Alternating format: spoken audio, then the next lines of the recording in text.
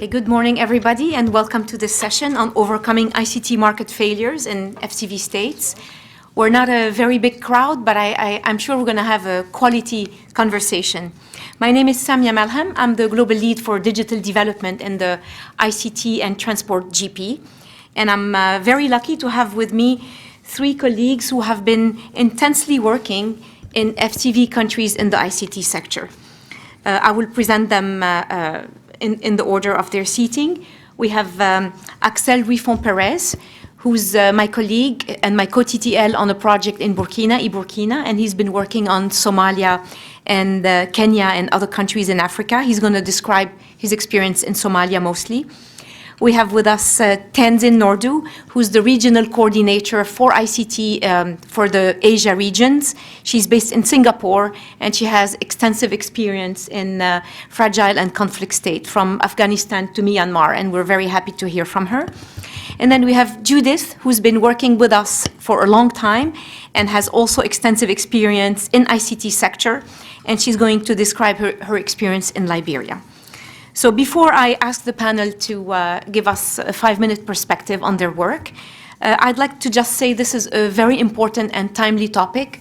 We're very happy to have an ICT session during the FCV forum.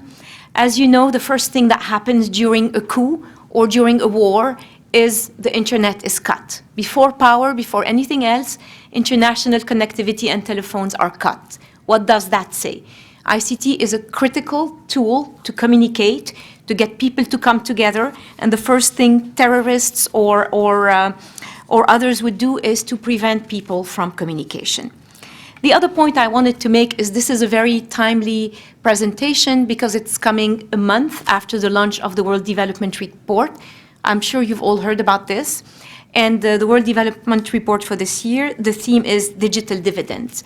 So really looking at the benefits and economic impact of internet and highlighting what are the things that are missing in terms of when a country is adopting the world of digital, highlighting not only the impact of connectivity, but also what is needed in terms of government policies, which the WDR report called analog complement. And when you look at countries, for instance, like Korea or like Estonia, which 20 or 30 years ago were very poor, even a country like Rwanda, as a matter of fact, where we've all been working, and you look at how these countries focused on really modernizing their economy, investing in the digital, investing in skills, and policies to enable the environment for digital development, you can see how phenomenal the growth of these countries has been, plus the enormous amount of jobs that have been created in these countries for the whole space of digital application, digital content, etc. So a lot to be learned from our three colleagues. I'll start by asking Judith, who's the only one with a presentation, to get us all started. Judith? Thank you so much. Yes, Alonso is going to bring that up right now. Okay, so I thought I would just start off with talking about what Samia talked about, the World Development Report and the digital dividends. So we can go to the next page. So what are the mechanisms for promoting development? A little bit of an intro on infrastructure issues in Liberia, how are we going to achieve these digital dividends? What is missing, and how can we overcome some of these challenges, and also what USAID has been doing to support Liberia on ICT and e-government. So as Samia said, I had been working on as an ICT and e-government advisor to the USAID GEMS project, which is a project to improve governance in Liberia and work on e-government issues. And I was particularly working on the e-government strategy. Next page. So as we've seen in the World Development Report, there are several different measures for promoting development.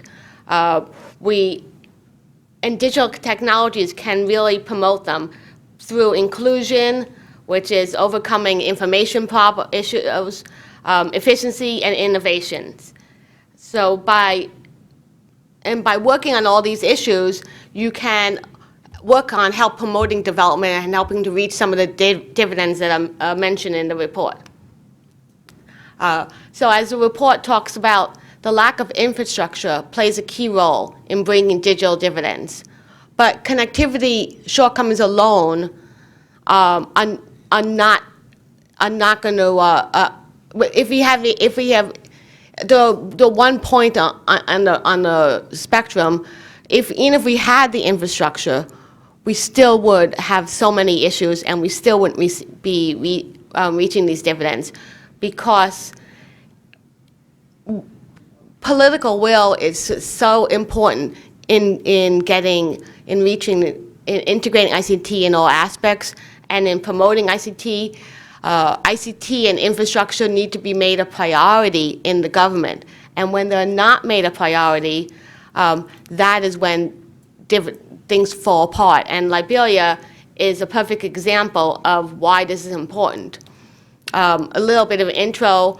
Through the World Bank, they were able to, Liberia was able to borrow some money to get the ACE cable to land in Liberia, which landed in late 2011. The ACE cable went live end of December 2012, January 2013. They created a public-private structure to manage the cable, which is the CCL. But infrastructure was never seen as being a priority for the government. And as a result, the fiber has never been rolled out to the agencies. Agencies, to do their work, are using scratch cards, which is basically how you get on with data to get on the internet. And over the last 2 years, their communication costs have jumped over 20%. And this is for a country that doesn't use automation, that most of the systems are not automated. But to have any use of the internet, which is available to only a few people, they have to use scratch cards. And as a result, the money that was spent on that is not able to be used by these agencies to deliver the services that they promise the citizens, and to make the citizens' goals first and put those in priority in mind. Also, the universities do not have any internet access. Students don't have access to computers. ICT is not at all put in any of the education components. The digital literacy is extremely low there. If you ask the people on the street if they use internet, they will say no, even though they do, because they use email or other items on their phones. Smartphones are proliferating there, but getting cheaper and cheaper. But ICT, most people have no idea what ICT. Even some agencies who work on technology do not know. They think that the scratch cards are fiber. Oh, we must be connected to the fiber. We heard fibers here. Oh, that must be what we have when they're using scratch cards. So there's a lot of issues on digital divide.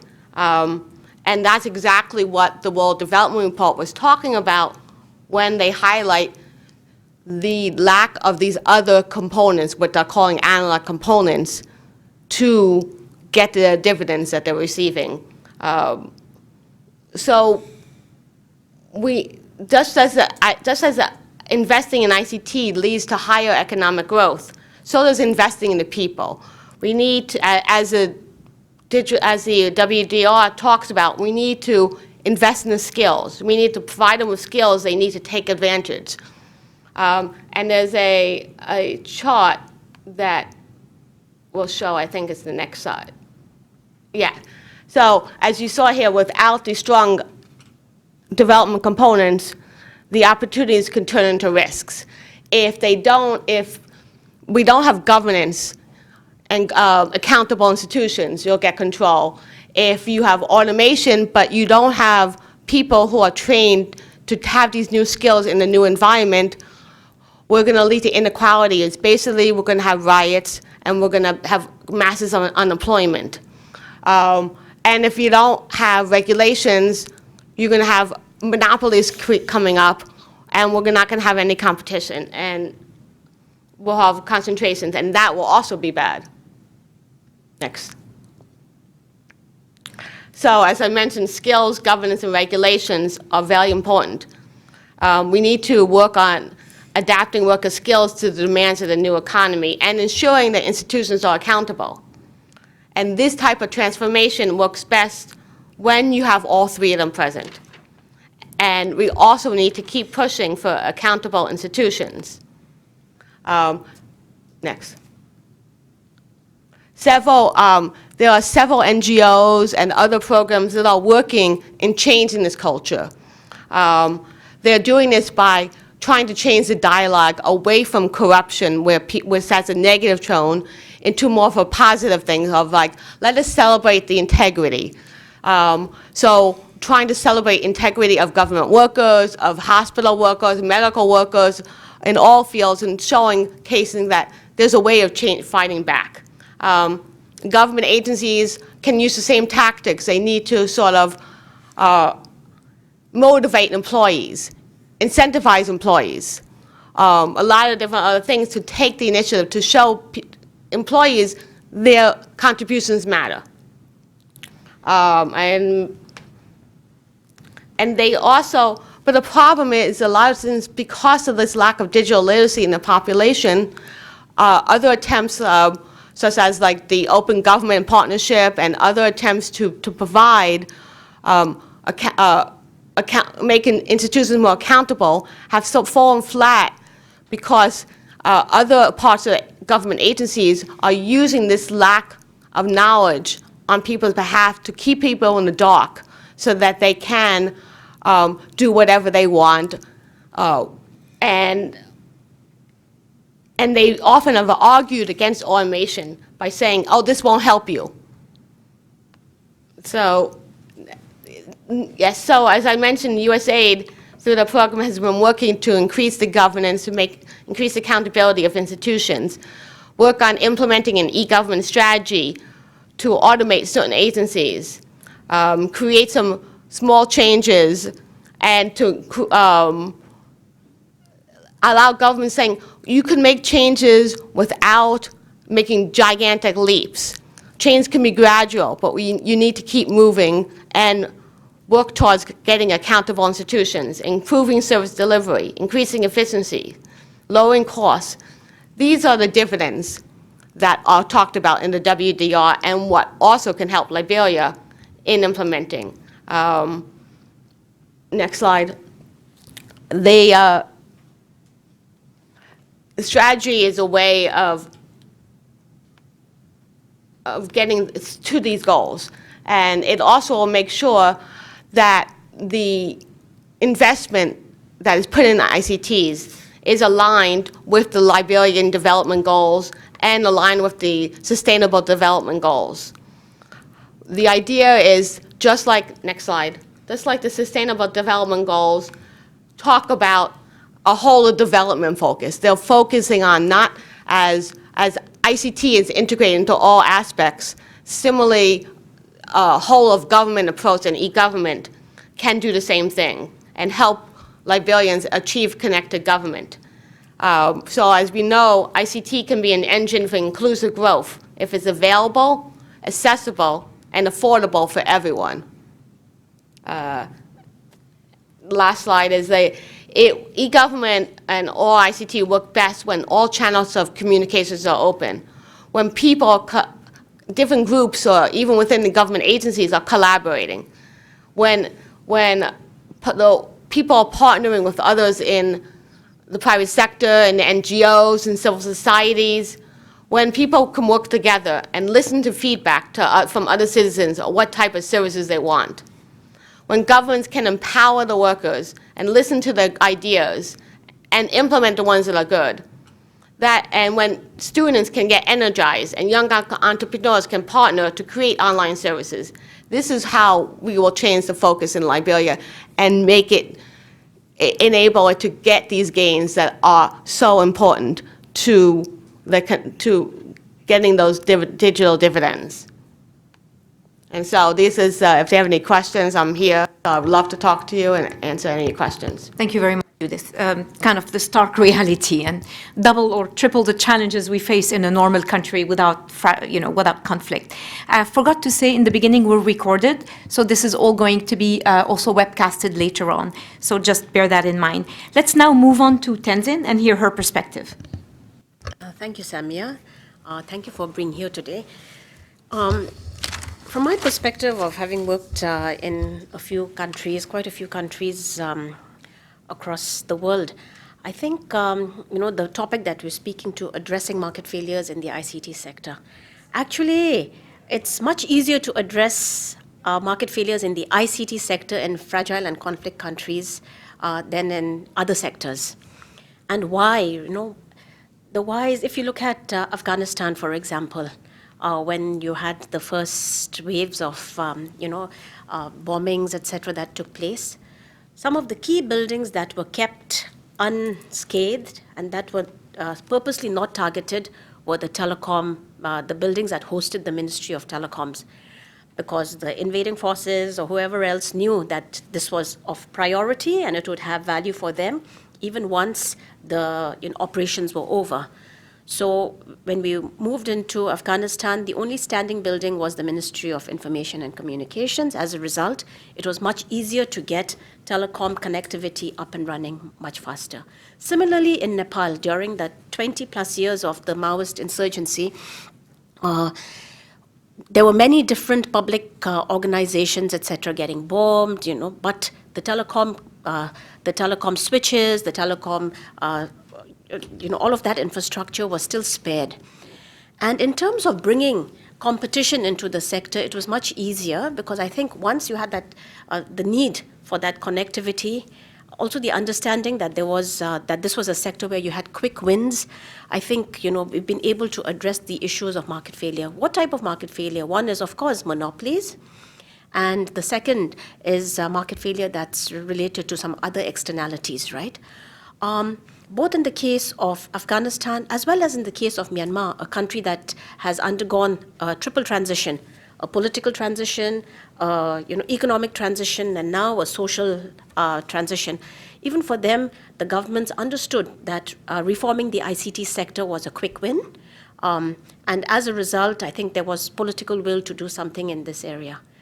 There are challenges involved. So, you have this opportunity because connectivity is understood to be so important for everybody, right? So you have that opportunity that you can really leverage on.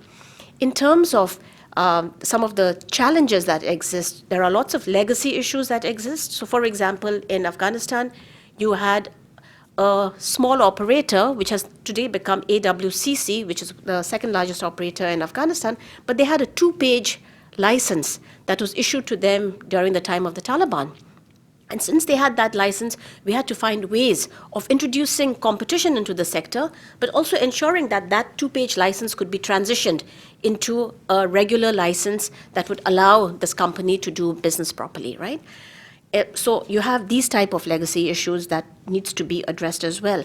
In the case of Myanmar, for example, that has always been a very centralized government where decisions are made at the top. I think, you had to deal with issues related to capacity and policy making. And with opening up of the sector for competition, the government had to weigh options. Now, most of the civil servants had never had to weigh options, right? They always had to just take instructions from the person who gave them those instructions. So helping them with capacity building as well as, laying out the options, thinking through what was good, what the pros and cons were. I think that was one of the challenges that you had to face because of these type of legacy issues. In my view, I think the key successes lie in fragile and conflict countries. The key success factors for really overcoming these market failures, number one is political will. So in the case of Myanmar, the president and everybody else said that this is one of the quick wins that they were going to address. And despite not having a telecoms law in place, they went through the process of opening up the market. And we've seen the great results that it's brought. A SIM card used to cost $2,500 US. Today it costs about $1. And So these are some of the things that I think, some of the results that we've seen. So the political will to follow through and do good. If you know the Myanmar story, through the liberalization process, 2 companies were selected. One was Telenor and the other was Ooredoo. Ooredoo is based out of the Middle East from Qatar. And, Myanmar was going through this whole issues on the Rakhine state, Muslims being marginalized, etc.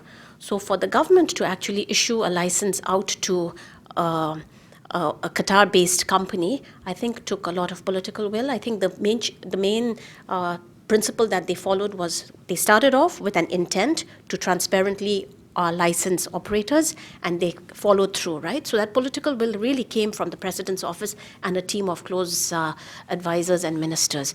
So I think political will is extremely important. The other thing is also the nature of the industry itself. The nature of the ICT industry, I mean, it's so accessible. Once you have access, and today with all of these devices, they're so intuitive. And young people, older people, etc., all able to use the device once they have access to it. So as a result, the demand for these services is there. And so you have a lot of private sector interest if the legal and regulatory framework and the policy framework can be put in place. It doesn't have to be perfect, but you can put in place a workable type of an environment. So I think that's the second, success factor. I'll just leave it at that and look forward to the discussion. Excellent. Thank you, Tenzin. Encouraging story from Myanmar. Let's now move on to Axel. Thank you very much, Samia. So I wanted to draw some lines based on my experience in Somalia. I think we are seeing a lot of sessions, conferences, and we consider that all FCV countries are very similar. We can bucket them down. But I think, and in this table, we have 3 different countries' experiences, and all of them have positive and negative aspects. I think in Somalia, a positive aspect, which doesn't come in many other countries, even neighboring countries such as Ethiopia, there is competition. However, there are 7 operators, but there is no regulation. So one of the problems in Somalia is these operators have lived and survived during more than 20 years of civil war, and they've done it very well. They have managed to get a market penetration and mobile penetration of more than 50%, which is a record in the region. It's much more than Djibouti, than Ethiopia, Eritrea, and the neighboring countries. However, they have lived without regulation, and now it's very difficult for them to come under more like a regulated market and basically abide with laws that the government is trying to push, especially in the telecom sector. But on the brightest spot as well, they have managed to do mobile money, which is not real mobile money, it's more airtime credit, and it's even more used than the neighboring country, Kenya, which is highlighted as the best example of mobile money, M-Pesa. In Somalia, they use it even more. Why? Because it's a dollarized economy, because the central bank hasn't had the capacity of dealing during war times with transfer of money. There is no formal banking system, although it's trying to be solved now. But mobile money has basically took the place of banks, but has managed to give the people the possibility to access finance, to move money, to do trade. Somalia it's a country where trade is essential. I mean, Somalis are all businessmen, even government. When you deal with all aspects, you need to keep in mind it's really a private sector driven country, and you need to bear that in mind. And when you're dealing with them and saying, let's talk about licenses, let's talk about regulation, you need to keep in mind that everybody needs to win something. So our approach has been really a collaborative approach, bringing the private sector on board and showing them that although they have a very good mobile penetration, internet penetration is less than 3%. So there is a barrier there. There is a barrier to investment because there is no framework. So foreign investment is reluctant to go in this country, and then you have the security barriers. So we are trying to work with the private sector and the public sector to use that possibility and to use ICTs to reach out to really rural areas where not even the international community can go, areas controlled by terrorist groups, by warlords, where despite all this, people are managing to receive remittances from all the world, transferred them into Somalia, and Somalia is basically a lot of the areas where the international community hasn't been able to go. They are surviving thanks to these mobile transfers, and basically the government cannot deliver services in those areas because they're not yet controlled by the government, but these people are still receiving this funding. Another positive aspect of ICTs and trying to be like optimistic, because when we talk about Somalia has always been highlighted as the failed state, we have found that these people are doing, they have a huge diaspora, which is very skillful, which is willing to come back to Somalia, and we are trying to use ICTs to deliver e-learning courses, and that's why we're trying to invest in developing backbone and international connectivity. So these people, and especially the youth, will be able to access online learning, massive open courses, and they'll be able to see what's outside, and so they can have another opportunity, because the main problem of youth in Somalia is they don't really have a lot of choices. I mean, if they don't find a job, they'll be trying to be brought by the militias, and then they'll go into probably a wartime and other aspects. So we believe that ICTs can be an enabler. We've seen that in countries like Rwanda. We've seen that in countries like Kenya. Kenya is like always highlighted as one of the best examples where ICTs have been an opportunity. So obviously for that you need to overcome some market failures, and we've talked about the lack of regulation, the lack of licenses, there is no spectrum control, basically everybody can go and grab part of the spectrum. So all these are basically the support of our program, helping, but especially working with the private sector to bring them on board, to bring as well the big other players, I mean to try to bring as well the IFC, to see if there are potential opportunities of mutualization of infrastructure. And we've seen that ICT has been the first approach in the infrastructure wall. I mean, you are not going to have a huge investment of the IFC with the road and transmission lines, but we are building basically and laying the foundations of possible like interactions with the ICT sector and roads and energy. So basically the policy of dig once. So if you're doing a road, let's think about putting the fiber along the road. And our idea is really to bring people together and to try to use ICTs as a way of communications as well. What has been lacking in Somalia is really this communications towards state building as well. It's a country, it's a federal country, but really disunited. You have many areas that believe they are part or not of the country. So we are trying to use these ICTs to basically help them to communicate. We're building communication rooms in key ministries. It's a challenge of security. So basically, if you can have the different ministries talking to each other using video conferencing, Skype, WebEx, which seems very basic for us, but in this country, they haven't had those facilities. And just this program is trying really to tackle that down. And finally, I think we can use as well ICTs as a way of reaching out to the rural areas, places where nobody is really going. We have no information, no data. The lack of data in FCV countries is one of the main challenges, and we are using, there is a household service using tablets that can upload the data directly, and at least if then the tablet is lost or stolen or disappears, you will have all the data, and then you can build better public policy thanks to ICTs. That will be all. Thanks. Excellent. Thank you very much, Axel. A very good perspective that makes me hopeful about Somalia. I'm going to ask our speakers 2 questions, 2 minutes for each. Then I'm going to open it up for you guys. So this is the first of my 2 questions. So many call the age we're in right now the 4th industrial revolution. All the countries you mentioned missed out completely on the industrial revolution. What is the role of the public sector? And more specifically, walk us through the role of the World Bank in helping create that infrastructure that, as you all said, especially Axel, does not exist. And help me also understand a little bit as a yes, no, there is that misconception that is now kind of going away at the World Bank that the private sector will cover the whole world. We are hearing around more 5 trillion of infrastructure just for ICT to get everybody connected. As you know, not everybody's connected. In fact, more than 40% of the people in the world do not have at all any access to the internet. The numbers go on and on. So give me your thoughts on that. 4th industrial revolution, how not to miss it? That's the first question.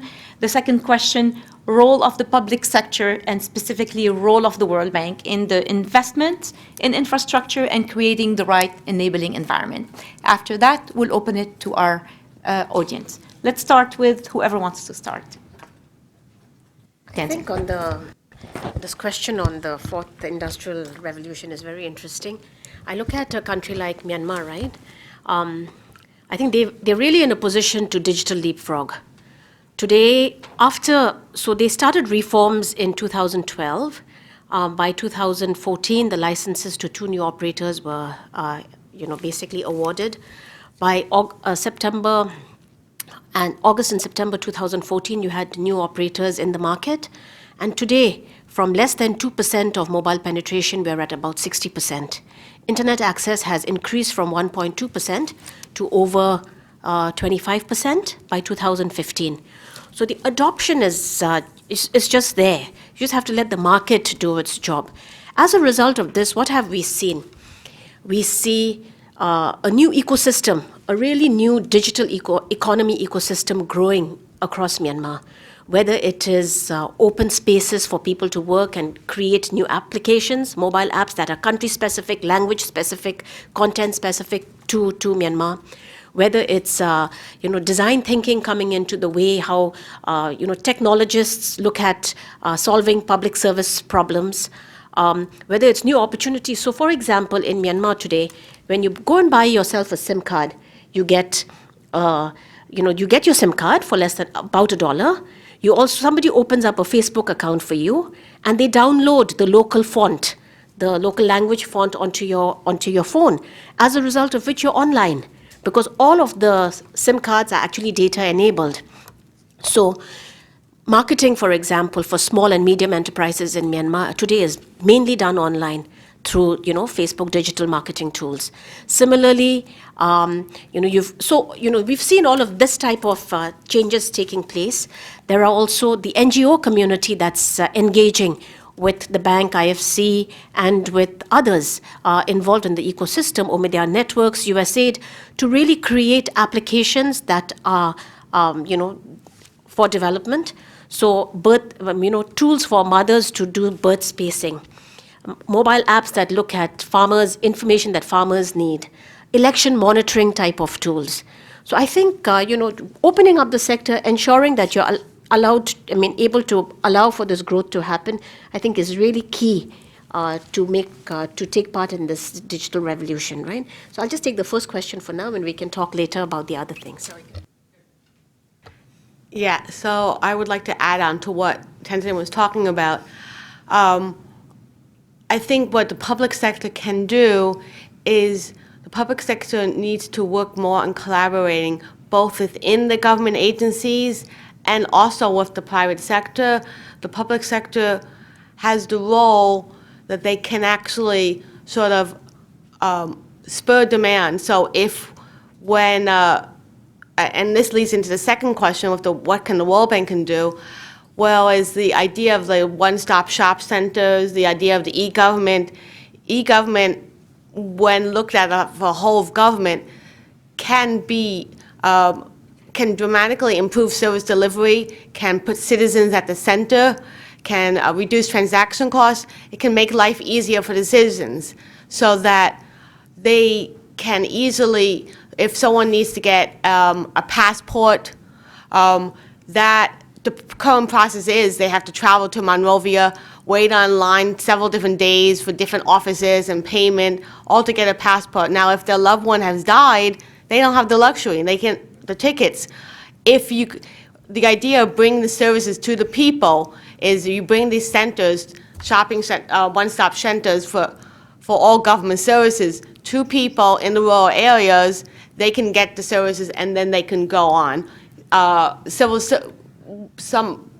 example of what the project I was working on is doing in the government is they're working with the CSA, who hires the federal employees, to get a test to be done online and hosted by different centers so that people could go to a computer center or one of these other telecenters, do the survey, do the questionnaire, and then get the answers right away, so they don't have to waste all their money trying to get to the city, to find out a day, to get an appointment. This is what the bank can do, and this is what other donors can do in bringing the services to the people. Very good. Let me ask Axel to answer all that and add also to it the whole capacity building, which seems to me, listening from you, we need to kind of do more of this in a fragile and conflict-affected state where you had disruption and bad stuff happening. So anything that, Axel, go ahead, and then maybe you can add something on the capacity building. Thank you, Samia. So I think in the World Development Report 2011, there was a sentence saying it takes more than a generation for the most performing FCV countries to basically overcome new reforms. So I think one key message will be we need to be also patient. I mean, sometimes, and in places like Somalia, we don't have IDA funding, so we are relying on multi-partner funds with different donors. And people want results now, and they want projects to be effective, to deliver. And patience as well is something. I mean, you cannot change things in a 4-year project. And I think from all parties, from the government, from the international organizations, this is something that's also a message we need to pass on. And obviously, we are kind of reactive depending on the crisis. So there are also a lot of paradigm shifts in the donor aid. And obviously, that can hamper development in countries like Somalia. And but to address your question related to connectivity, I think what we are seeing is we need to really engage the private sector, and on our side we need to engage with the IFC to develop basically PPPs and other approaches to tackle connectivity. And what we need to do as well is to ensure we can create these corridors where we see countries like Somalia is really it's a trade country, and Somalis are very effective in bringing things from all over the world. They'll manage to get that everywhere in the world. So we need to use that capacity, and we need to build on that capacity to ensure that ICTs can be basically facilitate that trade. And we need to put the foundations, build the capacity in the ministries, in the government, where it's most lacking is probably in the government side, because there were no governments or no functioning governments for more than 20 years. But we need to use this capacity in the private sector and attract them to work and collaborate with the public sector. And there is also a whole ICT industry that can be generated in those countries. And I believe that countries like Somalia could be really, I mean, due to their geographical location, they have one of the biggest coastline in Africa. They could become really a one-stop shop for trade in the area, and turn these kind of pirates that are really Hollywood highlighted into traders, and they can really, I mean, and we've seen that there are possibilities. So instead of saying let's tackle that area, let's just bring people on board and try to collaborate using those ICTs. Excellent, excellent. Thank you very much, panelists. Let's now turn back to our audience and our physical audience and colleagues that are on WebEx. If there's any questions, Alonso, let me turn it to you. Do you have any questions for our panelists? Do you want to share your own experience? Please advance to the mic and introduce yourselves. My name is Mohammed Sabri. I'm with George Mason Global Fellows. My question is for Axel. You were talking about Somalia and how we can help the kids through the internet, but many of them don't have access to internet, or if they do have access to the internet, it might be limited, or they don't know how to properly use the internet. Also, many governments in countries such as Iran, limit the flow of internet. Knowing all these different variables, how can we truly successfully, have these kids learn purely with the internet? Thank you. Excellent question. Thank you. Anybody else has a question also related to the same access and education, or want to share anything from your experience? Okay, maybe not for now. Let's take the thoughts of the panel. Do you want to start, Axel, or? So I think it's a very valid point. I mean, I said that the internet penetration in Somalia is 3%, and that's why you really there's a lot of work to do, and that's why we really need all development partners to invest in really helping them. I mean, a great story for Somalia was the Easy Cable for the first time with, it's a big stakeholder cable, the submarine cable that landed in Somalia. It was there was a huge help by the French army, and basically a fiber optic cable had to be protected by so many Navy ships and that, but that basically brought the access, the international connectivity to Somalia. And now it's just a matter of expanding that connectivity with the private sector, building the backbone. So now they have basically the biggest part, and now it's a matter of investing and bringing other partners and attract foreign investment. The main blockage for that is basically there is no law for the moment in terms of ICT, and so we are really supporting the government to push this Communications Act through. And if this comes, we are sure, I mean, that traditional and non-traditional donors will be keen on investing not only in ICTs, but as well in roads, in energy. Somalia is probably the highest energy rate in the world. That's also something that can come together with investments on that area. Yeah, on the particular question that you raised, I think the experience from from Afghanistan has been the following, right? It was the same issue there. You had mobile connectivity, but no access to the internet.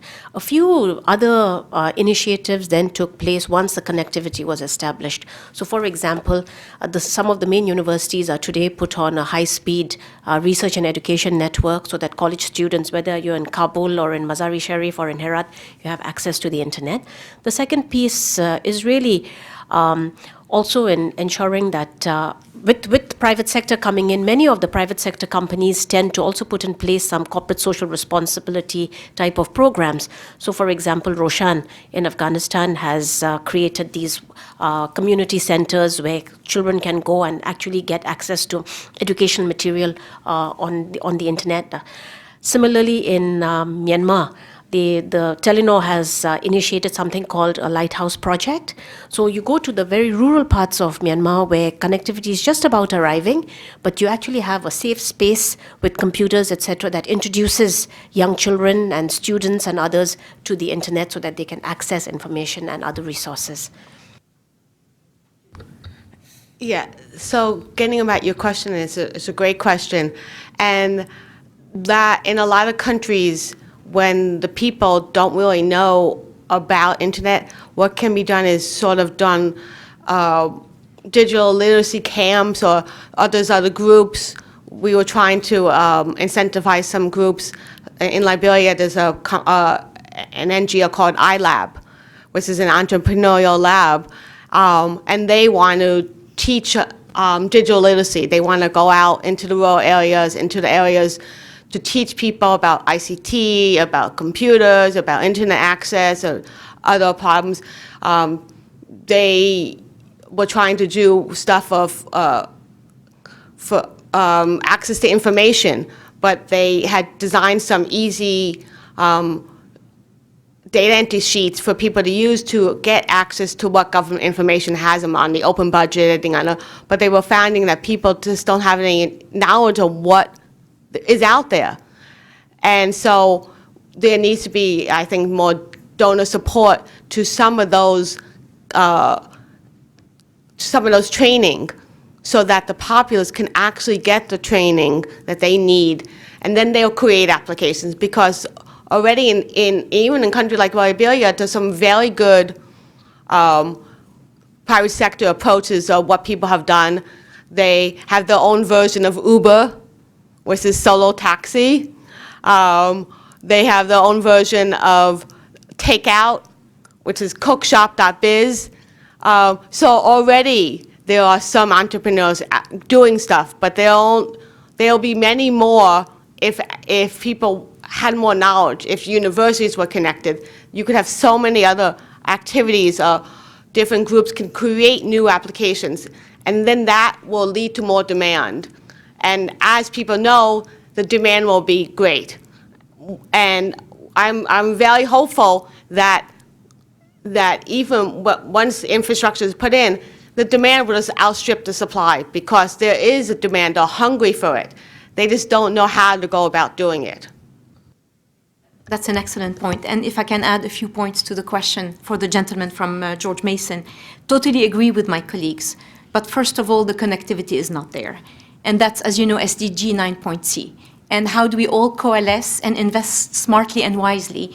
As many of you said here, combining energy, transport, and all these infrastructure investments to have the fiber. But second, and it's not trivial, how do you educate the kids when the parents have absolutely no idea what is that thing?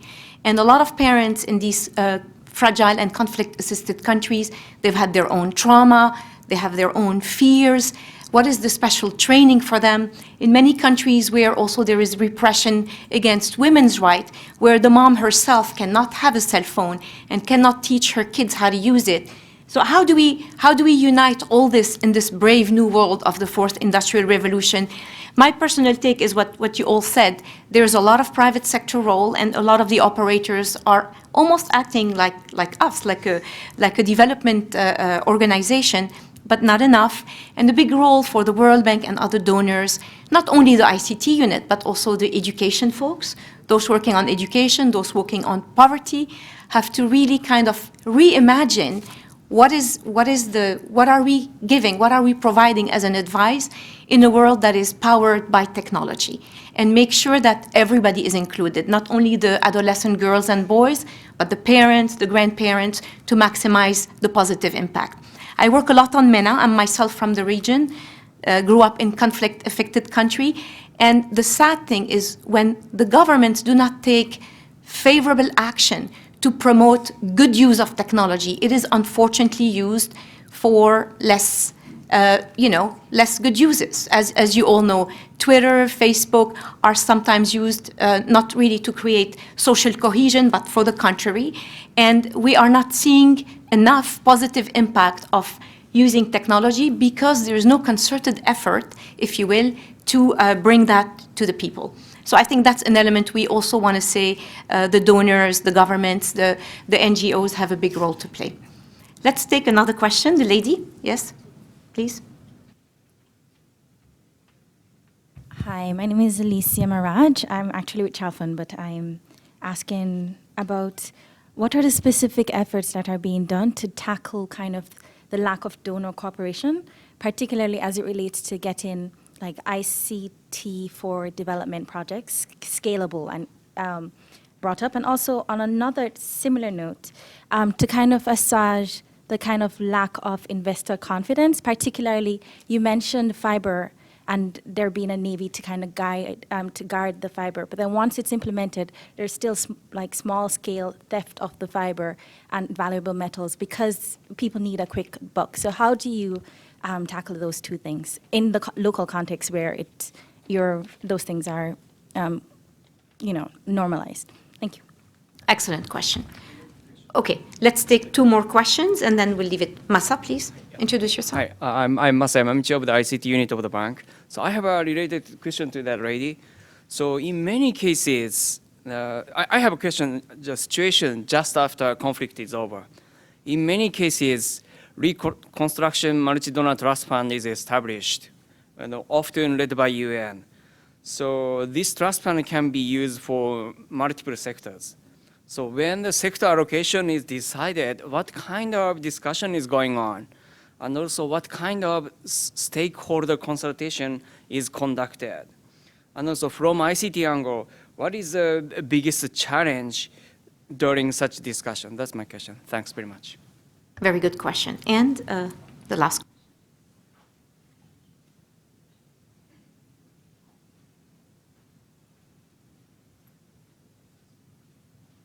Hi, my name is Rufaida. My question is related to the regulation over the telecom company. For example, in my country, the telecom company, the infrastructure is really very good, and the mobile penetration is very high. You can find people who has mobile where there is no electricity, even in their rural area.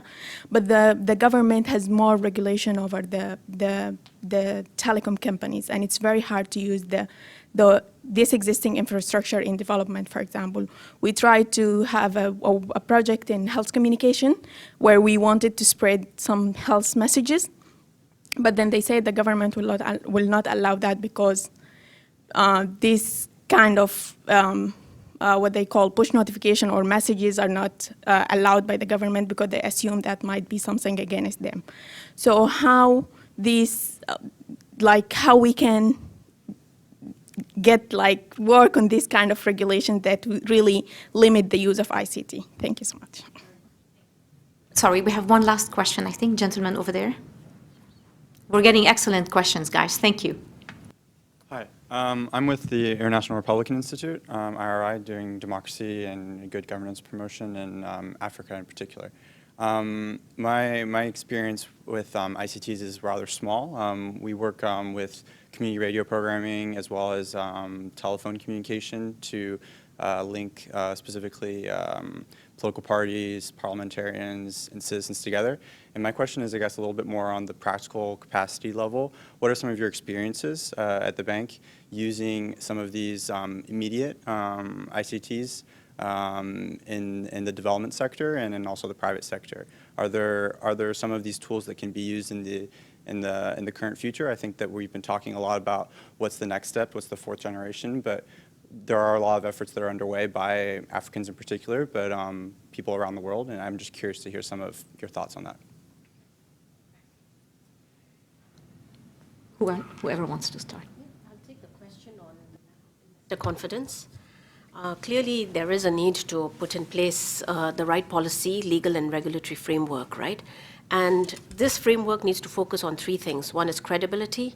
The second is consistency.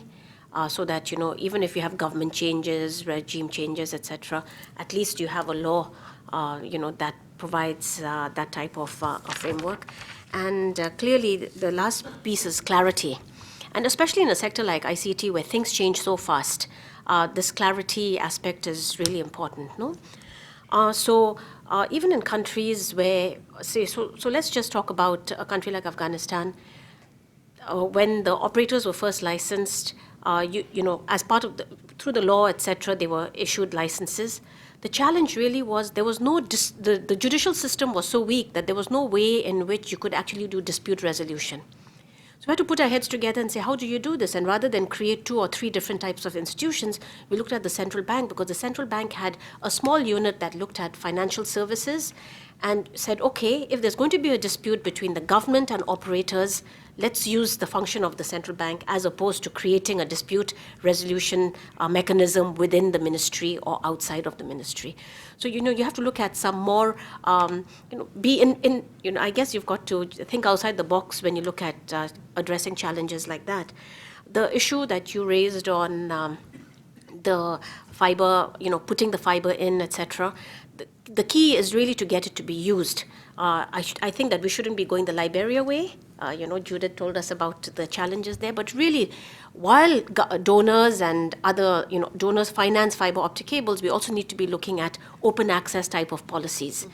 And because this is, in a sense, going to be a sort of a monopoly, right, the fiber that goes in, which is really important for broadband and mobile internet, it's important to also ensure that you've got open access policies plus price regulation. And these are not things that are so strange, or, you know, it's been done in so many other countries, and it can be easily replicated.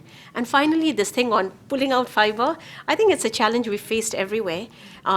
So in Afghanistan, the best way to address it was really to use the local communities to do the civil works. So they dug up the trenches, etc. And when they dug up the trenches to lay out the fiber, they realized that the fiber was just fiber. It wasn't valuable metal. And if the fiber got ripped or torn apart or got stolen, they would lose connectivity. So it was really using the community to try to build that awareness. So those were the things that we did. Mm-hmm. Yes, and Tenzin has these great comments, and especially using the workers, the populace, to do the work. Not only does it teach them about it, but it also gets them invested in jobs and skills in the economy. But to address your other question about what not being able to use the infrastructure, that is a problem that Liberia had too. But the way around that is that you really do need, when you're looking at implementing an e-government strategy, to take a whole-of-government approach. And a whole-of-government means all the government agencies, but also the other people who interact with governments. So everything needs to be shared so that they saw, in Liberia in particular, when the Ebola crisis hit, they really saw the lack of a shared infrastructure, the lack of a whole government approach, the lack of all that in their inability to fight the crisis. If they had a whole of government approach, they could have shared government infrastructure, or they could have created infrastructure that was created to create a custom call center so that you can get word out, or you can get local radio performance, or local or news clips or others out there. That could have been then reused for different other government purposes, so that people could call in, oh, who's doing this service? I have an issue. That needs to be shared. So you really need to focus more on a whole of government, working with civil society, working with others. And then to answer the other gentleman's question about the ways of getting the word out, in a lot of countries, local radio is really important, but also dramatization. So they have different little skits on air, or described in newspapers or in theater.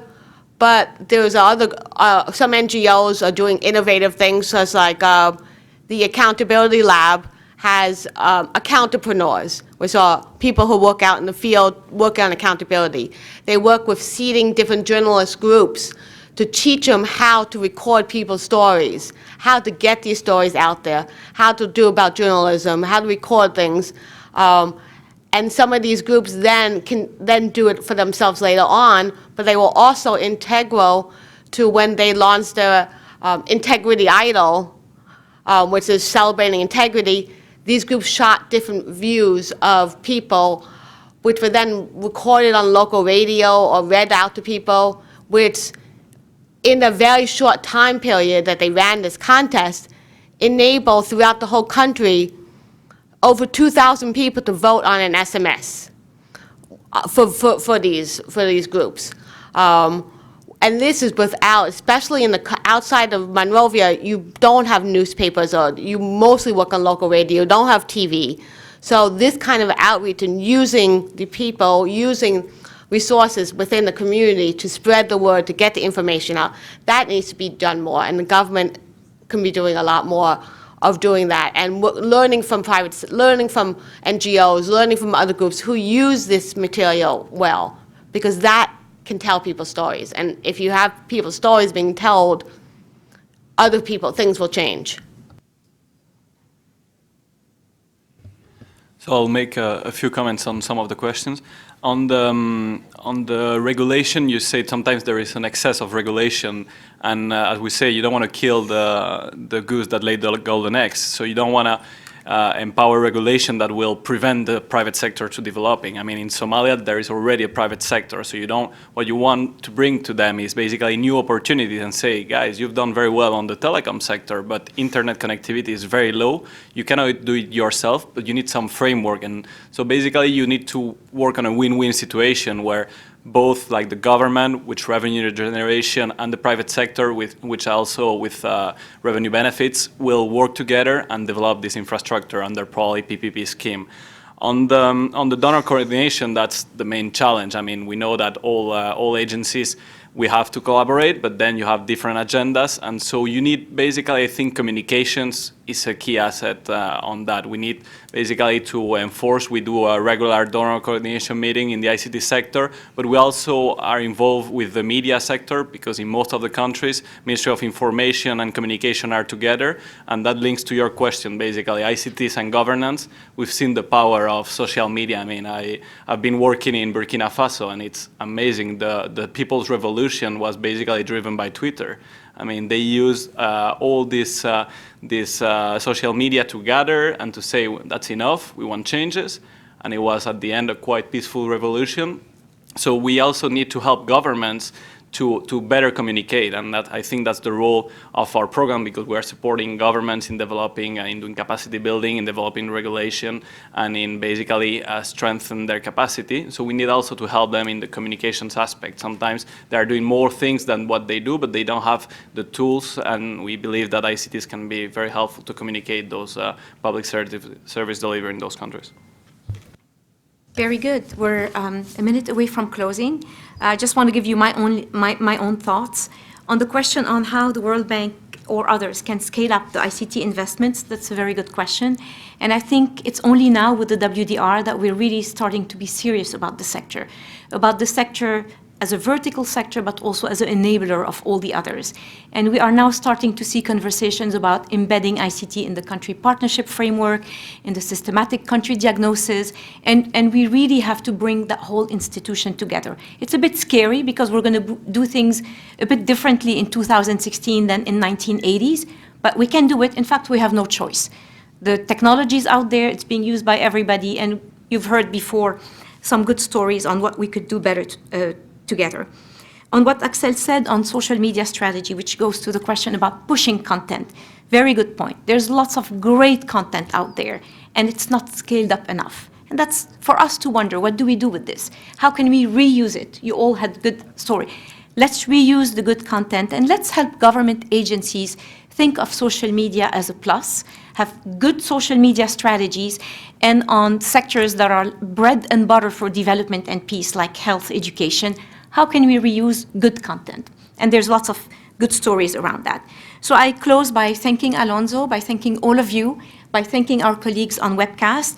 And Axel said patience.